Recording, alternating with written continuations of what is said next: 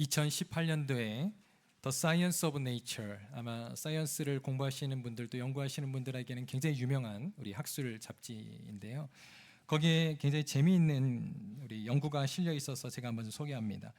전 세계의 새들, 여러분 전 세계의 새들이 있지 않습니까? 새들이 1년 동안 먹는, 그러니까 소비하는 곤충들과 절지 동물들의 양이 얼마나 되는지 아십니까? 연구를 했는데요. 약 그것이 4에서 5억 톤이 된답니다.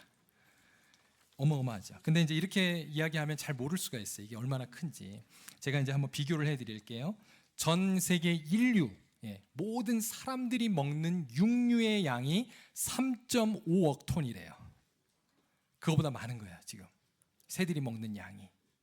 그런데 물론 이제 인간이 어류까지 먹기 때문에 어류를 포함하면 더 많겠지만, 여러분 이러한 단순 비교만 해본다 할지라도 새들이 먹는 양은요 결코 작지 않습니다. 어마어마한 양입니다.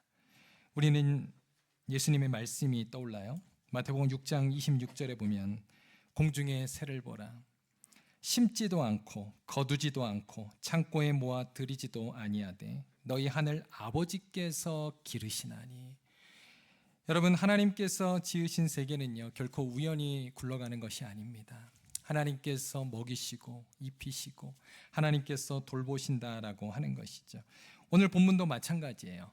오늘은 기적을 보기 위해서 예수님을 따르던 많은 무리들을 불쌍히 여기시고 그들의 배고픔을 채우신 바로 오병이어의 사건입니다.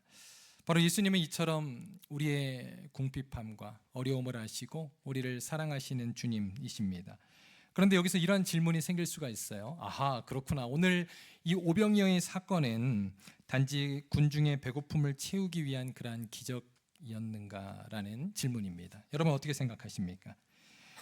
오늘 말씀 오병이어의 사건은요 아마 교회를 조금 다니신 분들은 누구나 잘 아는 말씀입니다. 이게 이야기가 굉장히 재미있지 않습니까? 그래서 어린 아이들도 굉장히 좋아하는, 그래서 우리 주일학교 교사들이 아마도 아이들에게 많이 가르치는 그런 내용 중에 하나가 아닌가 생각이 듭니다. 우리 영유아부 아이들로부터 아마 모르는 아이들이 없을 정도로 굉장히 재미있는, 실질적인 역사적인 기적의 이야기지만 누구나 다 아는 말씀이라는 거예요. 그런데 여러분 사실 이 말씀의 그러한 속뜻, 참된 의미가 무엇인지를 물으면 잘 모르세요. 많은 분들이 잘 모르십니다. 그래서 오늘 우리는요 이 요한복음의 네 번째 표적을 통해서, 표적은 뭐라 그랬습니까? 사인이다. 뭔가를 가리킨다. 과연 이것은 무엇을 우리에게 주기 위한 메시지인지 오늘 여러분과 함께 말씀을 묵상해 보기를 원합니다. 자, 이제 한번 말씀으로 한번 들어가 볼까요? 여러분, 공중의 새들까지 먹이시는 하나님 주님은요 6월절 무렵, 오늘 본문에 보니까 6월절 무렵이라 그랬어요. 광야 산에서, 산인데요. 제가 콜로라도에 와서 이제 웬만한 거 산이라고 안 부릅니다. 언덕에서. 근데 제가 이스라엘에 가보니까 진짜 언덕이에요. 언덕에서 예수님께서 수많은 무리들에게 식탁을 차리셨어요. 많은 무리들이 언제부터 예수님께 왔는지는 모르겠습니다. 성경이 그것은 말하고 있지 않아요. 그런데 분명한 사실은 시간이 많이 흘렀다는 것이죠. 오늘 본문과 병행 구절이 되는 다른 공간복음, 즉 오늘은 이제 요한복음을 보시잖아요. 마태, 마가, 누가복음을 공간복음이라 그럽니다. 그런데 이 공간복음의 내용들을 보면 이렇게 말하고 있어요. 그때가 이미 저녁이 되었더라라고 이야기하고 있습니다. 그동안 무리들은 예수님과 하루 종일 무엇을 하고 있었을까요? 궁금하지 않습니까? 우리 누가복음 9장 11절에 보면 이렇게 말하고 있어요. 무리가 알고 따라왔거늘 예수께서 그들을 영접하사 하나님 나라의 일을 이야기하시며 병 고칠 자들을 고치시더라. 예수님께서는요 그 많은 무리들과 무엇을 하셨습니까? 첫 번째로 그들에게 하나님 나라의 일을 가르치셨더라. 하나님의 말씀을 가르치신 거예요. 물론 그들이 대부분 기적을 보기 위해서 또 자기의 필요를 위해서 예수님께 왔지만 예수님은 그들을 모아놓고 하나님의 말씀을 가르치신 겁니다. 여러분, 이것이 바로 교회의 모습이어야 하지 않겠습니까? 교회 안에도요 다양한 사람들이 다양한 목적을 가지고 찾아옵니다. 우리는 그들을 비판할 필요가 없어요. 여러분, 그들을 보내주신 하나님을 우리가 감사하면서 그들에게 때를 따라 주의 말씀을 전하는 교회가 되어야 할 줄로 믿습니다. 이게 바로 예수님의 사역이었다는 거예요. 그리고 두 번째로 예수님은 병자들을 치유해 주셨습니다. 얼마나 사랑의 하나님이신지 모릅니다. 그런데 이렇게 예수님과 재미있게 하루 종일 보내다 보니까요, 이제 저녁이 되었어요. 날이 어둑어둑해지고 사람들의 이제 배시계가 울리기 시작합니다. 꼬르륵 꼬르륵 소리가 나지 않았겠어요? 점심을 먹었는지는 모르겠습니다. 아마 아이들이 칭얼대며 울기 시작했을 겁니다. 이제 어른들도 어떻게 해야 되나 다들 걱정을 하고 있는 그때에 예수님께서 오늘 본문에 보니까 빌립에게 시험을 하셨어요. 시험하셨다라고 말씀하고 있습니다. 5절입니다. 우리가 어디서 떡을 사서 이 사람들을 먹이겠느냐라고 말씀하셨습니다. 지금 빌립에게 질문을 한 것이죠. 자, 여러분이 한번 빌립이라고 생각을 해보세요. 만약 여러분이 빌립이었다면 예수님께 무엇이라고 대답을 했겠습니까? 예수님께서 왜 빌립에게 이런 질문을 하셨을까요? 모릅니다. 그러나 어떤 학자는요, 빌립이 이 지역과 가까운 벳세다 출신이었기 때문일 것이라고 추정을 해요. 물론 추정이죠. 여러분, 벳세다와 바로 이 지역은 가깝습니다. 다 갈릴리 지역, 갈릴리 호숫가를 끼고 있는 지역이었다는 거예요. 그러니까 이 지역에 그래도 뭐가 있는지를 아는 그런 빌립에게 예수님이 물어보신 것이 아닌가 그렇게 추정을 하는 것이죠. 그런데요, 오늘 본문을 자세히 보면 이 질문은 꼭 빌립에게만 하신 건 아니었어요. 왜냐하면 안드레도 지금 예수님께 응답을 했기 때문입니다. 그러니까 아마 예수님께서 제자들에게 했던 질문 같아요. 여러분, 그러나 빌립은 어떠한 대답을 먼저 했습니까? 그는 머릿속으로 계산을 하죠. 지금 이 자리에 얼마나 많은 사람들이 모였고 그리고 돈이 얼마나 필요할 것입니다. 그런 계산을 해요. 여러분, 이것은 굉장히 상식적인 그런 대답이라는 것입니다. 현실적인 사람이었어요, 빌립은. 그런데 안드레는 조금 다른 대답을 하죠. 그는 대답을 하지 않고요, 직접 무리들에게 들어갑니다. 그리고 그들 중에서 어린아이의 한 도시락을 가지고 예수님께 나옵니다. 그것이 무엇입니까? 바로 오병이어 보리떡 5개와 물고기 2마리의 작은 도시락을 가지고 왔던 거예요. 이처럼 안드레는 말보다는 좀 행동이 앞서는 그런 사람이었던 것 같아요. 여러분은 어떠한 스타일의 사람이십니까? 여러분, 빌립 쪽이십니까? 아니면은 안드레 쪽이십니까? 네, 아마 남편은 빌립이고 아내는 또 안드레와 같은 분도 계실 거예요. 그런데요, 여러분, 공동체에는 이러한 두 종류의 사람들이 모두 다 필요합니다. 왜냐하면 계획을 하는 사람도 필요하고, 그죠? 전략가도 필요하고, 또 계산을 잘하는 사람도 필요하고, 그래야 또 조직이 잘 움직여 가니까요. 그런데 또 그러한 안드레와 같은 실행가도 필요합니다. 그러한 사람들이 모인 바로 곳이 제자 공동체였고, 그리고 우리 교회 공동체라는 생각이 들어요. 사실 예수님의 제자들은요, 지금까지 예수님이 하신 많은 기적들을 경험을 했을까요? 못했을까요? 했습니다. 오늘 본문도 이제 요한복음의 4번째 표적이었다 그랬잖아요. 그런데 요한복음은 뭐라 그랬어요? 모든 표적을 다 기록한 것이 아니다. 그 중에 취사 선택했다 그랬죠. 특별한 메시지, 사인을 주기 위해서. 그러니까 여러분, 오늘 말씀에도 아까 제가 보여드렸잖아요. 이 오병이어 사건이 있기 전에 예수님께서 많은 병자들을 치유하고 계셨다. 그러니까 제자들은요, 예수님이 그러한 기적을 행하는 모습을 많이 경험을 했던 거예요. 그런데 참 아이러니하게도 왜 제자들은 이러한 예수님의 질문에 대해서 예수님께서 이들의 배고픔을 채워주실 거라는 것을 믿지 못했을까요? 참 신기합니다. 그런데요, 이것이 바로 우리의 믿음의 모습이라는 거예요. 여러분, 한번 우리의 모습을 생각해 봅시다. 우리도 과거에 하나님께서 우리의 기도에 응답해 주셨고 많은 기적으로 우리의 개인과 또 가정에 은혜를 주셨는데, 우리는 또 다른 어려움과 새로운 문제가 생기면 그것을 까맣게 잊어버린다는 거예요. 그리고 또 걱정하고 또 염려하고 그러는 우리의 모습이 오늘 제자들의 모습과 너무나도 닮아 있습니다. 한편 안드레가 구해온 작은 도시락, 여러분, 작은 도시락의 주인은 누구였죠? 어린아이였다라고 기록을 하고 있는데요. 그런데 이 여러분, 아이라고 번역된 단어가 헬라어로는 파이디온이라는 뜻입니다. 이 헬라어 단어를 보면 이것은 꼭 어린아이에게만 쓰는 단어는 아니에요. 이것은 젊은 남자 또는 하인을 뜻할 때 가리키는 단어이기도 합니다. 그도 그런 것이요, 당시에 그 아이가 가지고 있었던 그 도시락의 보리떡은요, 가난한 사람들이 먹던 빵이었대요. 그리고 이 생선은 보통 이제 절인 생선이었다 그래요, 소금으로. 그래서 빵과 이 생선이 일반적으로 말하면 평민들, 가난한 사람들이 먹는 그러한 주식이었다라고 이야기합니다. 자, 이때 예수님께서 이제 제자들에게 두 번째 질문을 하세요. 두 번째 시험을 하십니다. 그래서 저는요, 오늘 말씀을 보면서 이 부분이 굉장히 긴장된 장면이라고 생각해요. 자, 여러분 한번 보세요. 자, 10절입니다. 한번 10절 다 같이 읽겠습니다. 시작. 예수께서 이르시되 이 사람들로 앉게 하라 하시니 그곳에 잔디가 많은지라 사람들이 앉으니 수가 5,000명쯤 되더라. 아멘. 자, 예수님께서 갑자기 그 많은 사람들을 잔디에 앉히게 하셨습니다. 여러분, 앉혔다는 건 뭘 의미해요? 지금 무엇인가를 주려고 준비하시는 단계였다는 거예요. 그런데 우리가 볼 때는 그냥 막 앉힌 것 같은데요.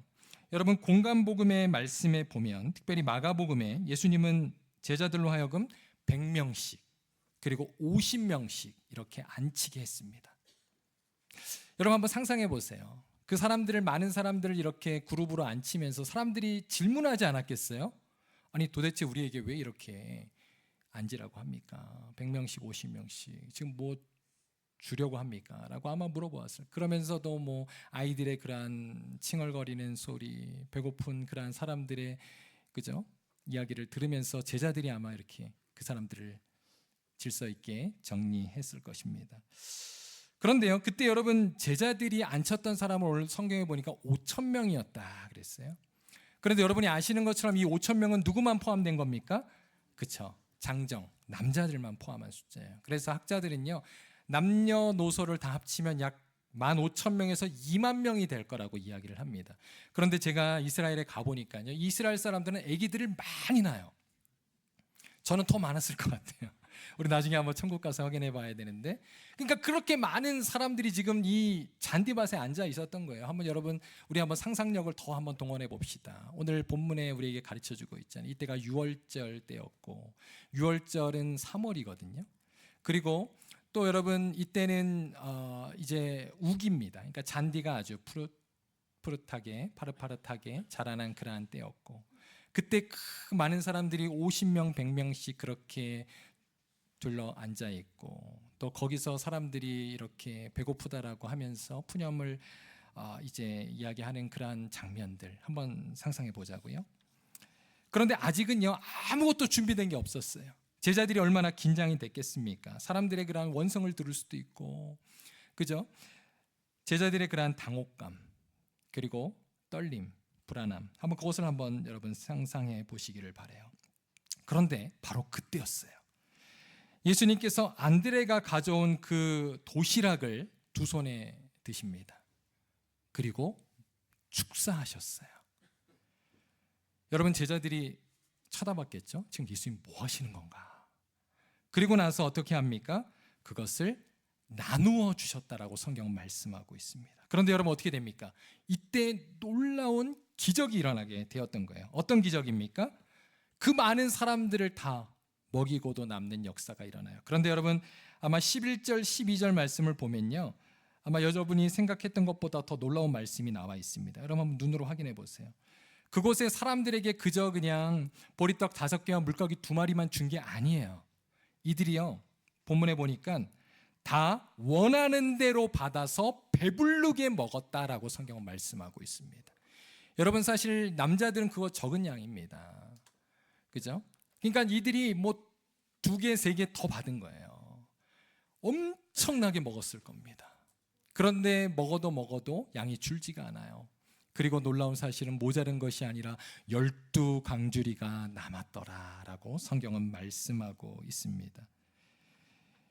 여러분, 복음서 전체에서 가장 많은 인파들이 모여서, 그리고 가장 큰 기적이 일어난 사건이 바로 이 오병이어의 사건입니다. 그래서 그런지요, 예수님의 십자가와 부활의 사건을 제외하고 이 기적 사건 중에서 유일하게 마태, 마가, 누가, 요한복음에 기록된 단 한 가지 사건이 있는데 바로 이 오병이어의 기적입니다. 이 엄청난 기적이 일어난 것을 바로 복음서의 기자들은요, 성경에 기록한 거예요. 아마 이것은 초대교회가 매우 중요하게 기억한 표적이었다는 것을 우리에게 보여줘요. 이 엄청난 기적을 경험한 무리들, 자, 이제 이들이 어떠한 반응을 보였을까요? 예수님을 믿고 구주로 믿고 이제는 정말 주님을 따르는 그러한 제자들이 되었을까요? 여러분 어떻게 생각하세요? 그런데요, 우리가 너무 황당한 모습을 보게 됩니다. 오늘 14절을 보면 그들이 이상한 말을 해요. 이렇게 말합니다. 예수님을 가리켜 참으로 세상에 오실 그 선지자라, 그러면서 자신들의 임금을 삼으려고 합니다. 자, 예수님을 억지로 붙들어서 자신들의 왕으로 삼고자 했던 사람들의 의도는 무엇이었을까? 여기서 말하는 그 선지자는 누구냐면요, 바로 그는 광야에서 많은 이스라엘 백성들에게 만나를 먹게 했던 모세를 상징하는 거예요. 모세. 여러분, 이 장면이 비슷하잖아요. 광야, 그죠? 그리고 배고픔, 그리고 식량. 바로 모세를 가리키는 겁니다. 그리고 또 여러분, 모세와 또 오늘 본문이 또 맞닿아 있는 게 뭐냐면, 모세가 어떤 인물이에요? 출애굽의 지도자 아닙니까? 애굽의 그러한, 그죠? 이제 속박에서부터 이스라엘 백성들을 데리고 나온 그 지도자였잖아요. 지금 이스라엘이 어떠한 상태입니까? 이스라엘이 로마에 속박되어 있는 식민지 그러한 상태였다 그랬잖아요. 그런데 바로 자신들을 해방시켜줄 정치적 메시아로서 예수님을 지금 여긴 겁니다. 그래서 억지로 예수님을 임금 삼고자 했던 거예요. 지금 모세와 굉장히 이렇게 중첩되어 있습니다. 여기서 우리는 무엇을 깨닫게 됩니까? 무리들은요, 아무리 큰 기적을 경험해도 그때뿐이었다는 거예요.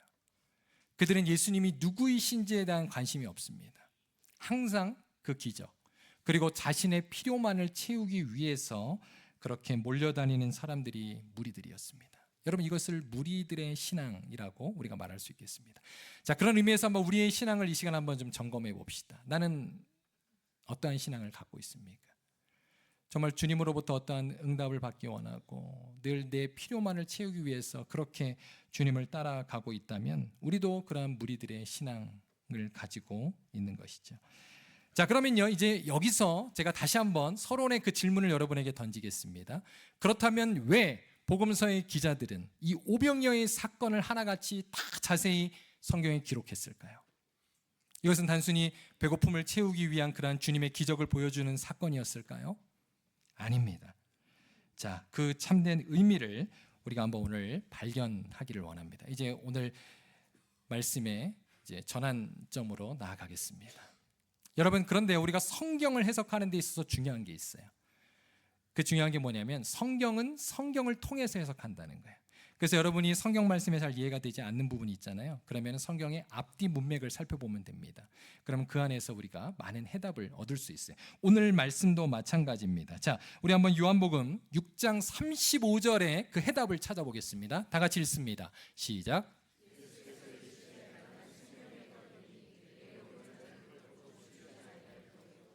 나를 믿는 자는 영원히 목마르지 아니하리라. 아멘. 자, 여기에 나오는 나는 생명의 떡이니, 이거를 지금 주님은 말씀하기 위해서 오늘 이 오병이어의 기적을 보여주신 거예요. 인간이 주는 그 음식, 떡은 계속해서 그들을 줄이게 하지만 주님이 주시는 생명의 떡은 어떻다고요? 영원히 목마르지 아니하리라라고 말씀하고 있습니다. 오병이어의 기적은 단순히 배고픈 사람들을 배불리 먹이신 사건이 아닙니다. 이 표적의 사인, 이것이 보여주는 메시지는 바로 예수님께서 우리의 생명의 떡이 되신다는 거예요. 지금 이거를 말씀하고 있는 겁니다. 여러분, 사실 요한은요, 이 사건을 아무런 설명 없이 그냥 던져놓지 않았어요. 오늘 말씀도 자세히 보면 의도적으로 그러한 내용들을 곳곳에 심어놨습니다. 특별히 여러분, 예수님께서 이 오병이어의 음식을 나누어 주는 장면을 오늘 본문에 보면 예수님이 다 무리들에게 나누어 주었다라고 기록하고 있어요. 그런데 여러분, 맞습니까? 사실 아니죠. 왜냐하면 어떻게 그 2만 명이 넘는 사람들을 예수님이 일일이 나누어 주었겠습니까? 이것은 지금 뭘 말하는 거예요? 바로 이것이 예수님께서 주시는 떡이라는 것을 말하고 있는 거예요. 생명의 떡. 그뿐만 아니라 의도적으로 지금 요한은요, 6월절 그 선지자 그리고 산, 그죠? 이것이 지금 모세 때의 그러한 광야, 만나, 그 선지자와 지금 서로 연상되도록 연결시키고 있다는 겁니다. 여러분, 성경을 보면, 신구약 성경 전체를 보면 우리의 먹고 사는 것보다 더 중요한 문제가 있다고 우리에게 가르쳐주고 있습니다. 그것은 무엇입니까? 바로 우리는 떡으로만 사는 존재가 아니라 하나님의 생명의 말씀으로 사는 존재임을 성경 우리에게 가르쳐주고 있다는 거예요. 여러분, 아멘입니까? 그래서 사탄이 예수님의 공생애 때, 예수님이 이제 유대 광야에서 사탄의 3번의 시험을 당하지 않습니까? 그런데 40일 동안 당시에 굶주리셨어요. 금식하셨어요. 정말 배고픈 때였습니다. 그때 사탄의 첫 번째 시험이 뭐였습니까? 돌로 떡을 만들라는 것이었습니다. 그때 예수님께서 이렇게 대답하시죠. 사람이 떡으로만 살 것이 아니요 하나님의 입에서부터 나오는 모든 말씀으로 살 것이니라. 신명기의 말씀을 인용하셨어요. 그러면서 사탄을 시험에서 이기셨습니다. 예수님은 인간 존재의 본질이 무엇인지, 우리가 무엇으로 살아가는 존재인지를 밝히신 거예요. 인간은 결코 떡으로 그리고 물질로만 살아갈 수 있는 존재가 아닙니다. 그것으로 우리는 결코 만족할 수 없는 존재라는 거예요. 즉 하나님의 말씀, 생명의 떡으로만 우리는 목마르지 않고 그 가운데 만족을 얻는 존재라는 사실입니다. 그래서 여러분, 구약에 보면 솔로몬 왕도 어떻게 말했습니까? 그가 이 땅에서 모든 것들을 다 가져봤지만 전도서의 그 핵심은 뭐예요? 해 아래에 있는 모든 것이 뭐라고요? 헛되고 헛되고 헛되도다. 여러분, 바로 이것이 우리 인간의 실존의 고백이라는 거예요. 그렇다면 오늘 말씀이 우리에게 주시는 적용은 무엇일까요? 우리가 이 오병이어 말씀을 통해서 우리 공동체와 우리 자신에게 주시는 메시지를 한번 적용해 보기를 원합니다. 첫 번째, 바로 오늘 말씀은 주님께서 주시는 생명의 떡을 먹으라는 거예요. 여러분, 그런 의미에서 예배라고 하는 것은 하나님께서 우리를 위하여 마련해 놓으신 잔치의 자리입니다. 아멘입니까? 지금 주님은 우리에게 식탁을 차려 놓으시는 거예요. 그 양식은 생명의 떡으로. 그래서 여러분, 매 주일마다 교회 와서 예배드리는 이 시간은 하나님과 함께하는 잔치의 자리인 줄로 믿습니다. 여러분, 식구라는 뜻이 뭐예요? 밥 먹는 사람들이라는 거잖아요. 우리 함께 하나님의 말씀을 먹는 우리가 영적인 식구라는 겁니다. 우리의 믿음이 어떻게 생깁니까? 그러한 생명의 떡을 먹음으로 생기잖아요. 그래서 사도 바울도 이렇게 말합니다. 로마서 10장 17절. 믿음은 들음에서 나며 들음은 뭐라고요? 그리스도의 말씀으로 말미암느니라. 아멘. 믿음은요, 말씀을 먹을 때 생긴다는 거예요. 그런데요, 우리가 그저 믿음만 생겨서 구원만 받는 것으로 끝나서는 안 됩니다. 우리는 믿음이 자라야 돼요. 그런데 여러분, 중요한 것은 믿음이 자라기 위해서도 우리에게 무엇이 필요합니까? 생명의 말씀이 필요합니다. 생명의 말씀을 날마다 먹어야 한다는 거예요. 그래서 개신교 신앙을 가리켜서 본질적으로 말씀 중심의 신앙이라고 이야기합니다. 제가 이제 최근에 설교 시간에 계속해서 말씀 중심의 신앙에 대해서 여러분에게 강조하고 있는데요. 전통적으로 교회는요, 개신교회는 하나님의 말씀을 4가지로 이해했어요. 아까 우리 찬양을 시작하면서 우리 최영준 형제님도 잠깐 언급하셨는데, 첫 번째가 바로 말씀이신 예수 그리스도. 그리고 두 번째는 기록된 말씀인 성경, 은혜의 통로죠. 그리고 세 번째는 선포되는 말씀인 설교. 그 다음 마지막 4번째 하나 더 있습니다. 바로 보이는 말씀인 성찬입니다. 이러한 은혜의 방편을 통해서 우리는 주님을 믿고 우리의 믿음이 성화되어 가는 줄로 믿습니다. 오늘 본문을 보십시오. 예수님께서 어린아이의 떡을 가지사 축사하시고 그것을 나누어 주었더라. 여러분, 무엇과 연상되지 않으세요? 바로 성찬입니다. 성찬. 보이는 말씀. 오늘 본문 11절을 보십시오. 한번 다 같이 읽습니다. 시작. 예수께서 떡을 가져 축사하신 후에 앉아있는 자들에게 나눠주시고 물고기도 그렇게 그들의 원대로 주시니라. 아멘. 놀라운 사실은요, 이제 여러분 복음서 마지막 보면 최후의 만찬 자리에서 예수님께서 제자들에게 하셨던 모습과 똑같아요. 제가 그 부분 읽어드릴게요. 최후의 만찬에서 이렇게 말씀하십니다. 떡을 가지사 축사하시고 떼어 나누어 주셨더라. 더 놀라운 것은요, 학자들이 연구를 해보니까 이 동사들이 동일한 동사로 쓰였어요. 여기랑. 여러분, 이것이 우연의 일치입니까? 아니죠. 그래서 이 오병이어의 성찬 표적은 바로 성찬의 그림자로 보는 것입니다. 우리는요 성찬을 가리켜서 이 앞에 보시는 성찬을 가리켜서 보이는 말씀이라고 이야기를 해요. 우리가 이제 지금 설교는 듣는 말씀이고요. 성찬은 보이는 말씀. 도대체 뭘 본다는 것일까? 여러분 좀 이해가 안 되는 분들도 계실 텐데요. 자, 성찬을 참여할 때 어떻습니까? 우리 떡을 받잖아요. 처음에 그죠? 떡을 봅니다. 그죠? 만집니다. 느낍니다. 그리고 먹습니다. 이 과정을 통해서 하나님의 말씀을 들을 때 우리 안에서 성령께서 어떻게 역사하는지를 본다는 거예요. 여러분, 우리가 하나님의 말씀을 먹으면 어떤 일이 발생합니까? 사도 바울은요 이렇게 말합니다. 디모데전서 4장 5절. 하나님의 말씀과 기도로 거룩하여 짐이라.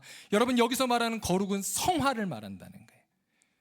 그래서 여러분, 이 성찬은요 우리에게 성화의 방편입니다. 그러므로 사랑하는 성도 여러분, 주님이 주시는 생명의 떡을 여러분 겸손히 받아 드시는 우리 귀한 성도님들 되시기를 바랍니다. 그럴 때 우리에게 믿음이 생기고 더욱 믿음이 성화될 줄로 믿습니다. 그러니까 우리는 감사함으로 겸손히 늘 하나님의 말씀을 먹어야 한다는 거예요. 그 다음 두 번째, 오늘 말씀이 우리에게 주시는 메시지는 바로 생명의 떡을 나누라는 것입니다. 여러분, 우리가 먹기만 하고 끝나는 것이 아니라 그것을 나누라고 말씀하고 있어요. 오늘 본문에도 보세요. 예수님께서 생명의 떡을 그저 제자들만 먹고 끝내게 하셨습니까? 아니죠. 제자들로 하여금 그 많은 사람들에게 곳곳에 나누게 하셨어요. 그런데 그 나눈 대상이 누구입니까? 남자들만 나누게 하셨습니까? 아니죠. 이것은 제한되지 않습니다. 여러분, 남녀노소 모든 사람들에게 골고루 배부르게 나누어 주었다라고 하는 것입니다. 이처럼 하나님의 말씀, 생명의 떡은 특정한 사람들에게만 주어지는 것이 아닙니다. 우리는 온 세상, 모든 민족, 모든 이들에게 하나님의 말씀을 전하고 나누어야 할 줄로 믿습니다. 그런데 놀라운 사실은 뭔지 아세요? 만약 그것이 인간의 그러한 떡이었다면 나눌수록 여러분 항아리는 빌 거예요. 바구니는 빌 거예요. 그런데 놀라운 것은 생명의 떡은 나누면 나눌수록 풍성해지는 거예요. 이거를 지금 오늘 오병이의 사건이 우리에게 보여주는 겁니다. 12광주리가 남는 은혜가 남는 거예요. 이게 바로 생명의 떡이 나눌 때 이루어지는 결과라고 하는 것입니다. 자, 한번 제가 예를 들어 볼게요. 제가 이제 여러분에게 이렇게 설교를 하기 위해서 하나님의 말씀, 오늘 본문을 묵상하고 기도하고 연구를 합니다. 저는 일주일 동안 또 2주 동안 이렇게 묵상을 하면서 이 말씀에서 얼마나 은혜를 많이 받는지 몰라요. 혼자 울컥하면서 말씀을 준비할 때가 많습니다. 그런데 이것을 그냥 나누지 않고 저만 그냥 위에서 이 말씀을 연구한다면 이것은요 저의 신앙에만 유익이 될 겁니다. 그런데 제가 목사로서 여러분에게 이렇게 강단에서 하나님의 말씀을 선포하기 때문에 어떻게 됩니까?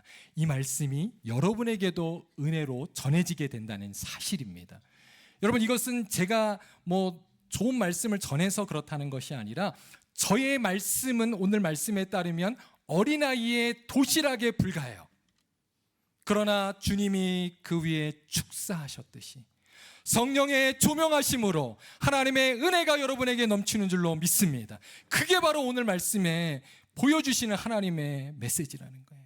그런데 여러분, 이것은요 목사들에게만 주신 특권이 아니에요. 여러분도 마찬가지입니다. 여러분이 받은 은혜, 여러분이 묵상한 그 말씀, 생명의 말씀을 여러분의 오이코스 식구들과 나눌 때 그 가운데 오병이어의 기적이 나타나는 줄로 믿습니다. 여러분의 가족들에게 나눌 때, 여러분의 직장 동료들에게 나눌 때 여러분 그 가운데 30배, 60배, 100배의 생명의 떡이 불어나는 놀라운 역사가 일어나게 된다는 거예요. 왜요? 하나님이 축사하셨잖아요.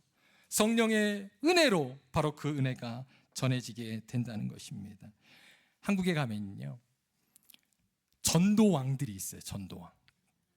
저희 모교회에도 예전에 어느 큰 대형교회 전도왕이 되시는 권사님이 한번 온 적이 있어요. 그분은요 혼자 1000명을 전도를 했어요. 그러니까 그런 분 한 분 데리고 나가면 교회 개척해도 됩니다. 그런데 그분이 간증을 하셨는데 그분이 그런 말씀을 하시는 거예요. 본인이 이제 많은 분들을 전도하다 보니까 사람들이 그렇게 묻는다는 거예요. 권사님 도대체 비결이 뭡니까? 노하우를 좀 가르쳐 주세요.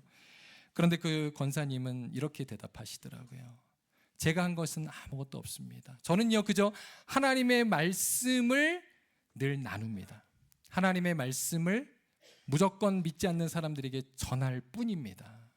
여러분, 이건 지금 무엇을 이야기해 주고 있는 것입니까? 그 권사님의 말재주나 그의 노하우로 전도한 것이 아니라 하나님의 말씀의 능력이 여러분 영혼들에게 전해질 때 그러한 기적의 은혜가 나타나는 줄로 믿습니다. 여러분, 이번에 이제 우리 겨울 바이블 아카데미를 마치게 되었어요. 제가 이제 강사로 우리 김재숙 작가님, 그리고 이분이 이제 사모님이세요. 사실 제가 이제 이분을 어디서 만나냐면 이분의 이제 남편 되시는 교수님을 지난번 제가 캄보디아 캄보디아 우리 칼리지 앤 세미너리 그 티칭을 하기 위해서 갔을 때 저와 이제 우리 남편 되시는 교수님이 저희가 이제 교수진으로 캄보디아에 가게 돼서 한 방을 쓰게 된 겁니다. 일주일 동안. 그런데 교수님이 너무 좋은 분이세요. 그리고 이제 사모님 이야기를 해주는데 제가 너무 그냥 감동을 받았어요. 그래가지고 이제 이번에 이렇게 모시게 된 겁니다. 그런데 여러분 참여하신 분들은 들으셨겠지만 이 사모님이요 38년 초등학교 교사로 계셨어요. 그래서 이제 싱글일 때는 지방에서 저희 전라도의 지방에서 교사를 하시고 그리고 결혼을 하시고서는 남편을 따라서 서울에 올라오셔서 서울에서 이제 30년 거의 가까이 싱글로 한 8년 그렇게 이제 근무를 하신 겁니다. 그런데 아마 여러분 두 번째 시간이었던가요? 아마 여러분도 들으셨을 텐데 그 사모님이 이제 학급 담임을 하잖아요. 그런데 우리 이제 나눠주신 그 자료 있죠. 여러분 그 자료 보물입니다. 그 여러분 꼭 버리지 마시고 여러분 꼭 활용하세요. 그 자료가 뭐냐면 여러분 이제 공립학교니까 아이들에게 성경을 가지고 이렇게 전할 수는 없잖아요. 그러니까 이제 이 사모님이 어떻게 하셨냐면 성경 속에 있는 그 재미있는 이야기들을 하나의 예화로 하나씩 이렇게 요약을 한 거예요. 그게. 그리고 성경 이야기뿐만 아니라 뭐 인물 이야기 또 좋은 그러한 이야기들을 다 모아가지고 이렇게 지금 이제 책으로 출간하려고 그렇게 만들어 놓은 자료입니다. 그런데 이제 그 예화를 가지고 아이들에게 나누어 준 거예요. 근데 이제 수업 시간에 그걸 하면 안 되잖아요. 또 그러면 이제 뭐 종교를 전했다 그래서 잡힐 수도 있고 또 신고가 들어갈 수도 있고. 그래서 이분이 언제 하냐면 아침 조회 시간에. 그래서 이 반은 항상 아이들이 5분 10분 일찍 온대요. 왜냐하면 이제 그 시간에 조회를 하면서 사모님이 아이들에게 그 예화를 한 개, 두 개씩 나누어 주었던 거예요. 그런데 여러분 놀라운 사실은 뭔지 아세요? 이 성경을 가지고 직접 전하지도 않고 그 예화를 가지고 전하는데도요 1년 늘 전할 때마다 학급의 반 이상이 예수님을 믿는 거예요. 여러분 이거 그 사모님의 능력입니까? 아니죠. 하나님의 말씀을 나눔으로써 이루어지는 기적이에요. 그런데 더 기가 막힌 것은요 이 사모님이 이제 싱글일 때 전라도에서 조그만 학교에 아이들을 가르쳤는데 그런 데는 이제 뭐 아이들이 뭐 이렇게 학급 상관없이 막 같이 또 공부하잖아요. 그런데요 학교의 80%가 다 예수님을 믿는 거예요. 그래가지고 싱글이 20대 초반에 이 사모님 때문에 교회를 개척하게 됐어요. 여러분 오병이어의 기적은요 지금도 일어나고 있습니다.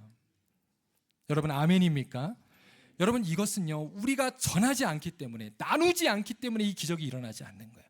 여러분 오늘부터 여러분의 가정에서 자녀들에게 여러분 공동체 여러분 귀한 형제 자매들에게 하나님의 말씀을 나누시기 바랍니다. 전하시기 바랍니다. 여러분의 자녀들이 바뀌게 될 줄로 믿습니다. 여러분 큐티 모임을 통해서 여러분의 오이코스를 통해서 이 생명의 떡을 나눌 때 곳곳마다 하나님의 그러한 놀라운 기적의 역사 오병이어의 역사가 일어나게 될 줄로 주님의 이름으로 믿고 축원드립니다. 여러분 이러한 기적을 다 경험하시는 우리 모든 성도님들 되시기를 바랍니다. 여러분 아마 우리 PCA 특별히 목회자들이 가장 존경하는 인물 하면 존 칼빈을 들 거예요. 아마 목사님들 중에 제일 존경하는 사람은 존 칼빈입니다. 우리 특별히 장로교에서. 그런데 제가 칼빈의 이렇게 역사를 읽어보니까요 칼빈도 뭐 자기의 열심으로 그렇게 종교개혁에 뛰어들었던 사람이 아니더라고요. 그는요 처음에 자기의 종교개혁의 선배였던 윌리엄 파럴이라고 하는 사람이 칼빈에게 와서 인간적으로 권유를 합니다. 같이 우리 종교개혁하자. 그런데요 막 칼빈도 뺀질하게 계속 이렇게 핑계를 냈어요. 그래서 이런저런 핑계를 대면서 계속 거절을 했다고 합니다. 그런데 놀라운 것은 파럴이 어느 날 하나님의 주시는 그런 말씀을 가지고 나눈 거예요. 존 칼빈에게. 그때 그 하나님의 말씀을 받고 콜링을 느낍니다. 그러면서 그가 반응을 하게 되는데 칼빈이 훗날 이렇게 고백해요. 그 순간을 회고하면서 이렇게 말합니다. 그 말씀이 나에게 우레와 같아서 귀를 울리고 마음을 찌르는 하나님의 엄숙한 명령으로 들었습니다. 여러분, 하나님의 말씀은 이처럼 한 영혼을 바꾸는 놀라운 역사라고 하는 것입니다. 사랑하는 성도 여러분, 바로 우리 교회가 이러한 생명의 떡을 나누는 공동체가 되기를 주님의 이름으로 축원합니다. 그래서 우리 가운데 드리는 예배마다 매주 하나님의 오병이어의 잔치가 이루어지기를 주님의 이름으로 축원합니다. 여러분의 오이코스가 정말 생명의 떡으로 가득가득 넘쳐서 여러분 남은 그 12강주리의 떡을 여러분의 가정으로 가져가고 여러분의 직장으로 가져가서 그 놀라운 기적의 역사가 이 콜로라도와 전 세계 가운데 계속해서 전해지기를 주님의 이름으로 축원드립니다. 여러분, 이러한 기쁨이 넘쳐야 되지 않겠어요? 우리 한번 신바람 나는 하나님의 그러한 신앙생활하는 저와 여러분 되시기를 주님의 이름으로 축원드립니다. 이제 오늘 말씀을 마치겠습니다. 예수님께서 제자들에게 그 떡을 나누어 주라라고 말씀하셨어요. 아마 제자들 입장에서는 굉장히 부담스러웠을 거예요.